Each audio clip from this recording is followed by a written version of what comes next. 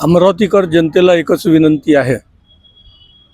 आजपर्यंत आपण सगळ्यांनी मतदान करत असताना आपल्या प्रभागात कोण चांगला कार्यकर्ता आहे हे पाहून मतदान केलेलं आहे।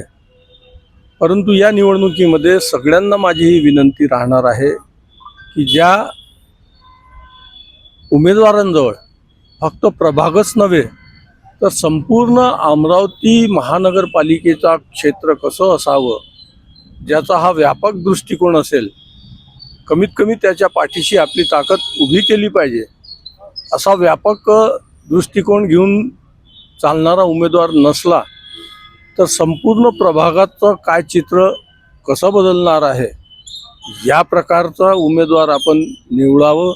हा अमुक जातीचा, तो तमुक जातीचा, तो माझ्या समाजाचा, तो परक्या समाजाचा, हा हिंदी भाषिक, तो मराठी भाषिक, या लफड्यात न पडता 5 वर्षासाठी आपण आपला प्रतिनिधी महानगरपालिकेत पाठवणार आहोत आणि त्यामुळे आपण आपला उमेदवार निवडत असताना फक्त आणि फक्त लोकसेवा करणारा उमेदवार निवडलं पाहिजे।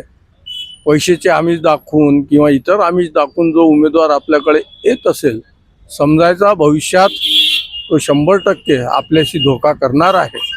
आणि म्हणून जो कार्यकर्ता आहे आणि ज्याच्या डोक्यामध्ये अमरावतीचा विकास हा विचार आहे, त्याच्या पाठीशी मतदात्यांनी उभं राहावं अशी विनंती अमरावतीकर जनतेला, अमरावतीच्या मतदात्यांना मी करीत आहे। धन्यवाद। जय श्रीराम।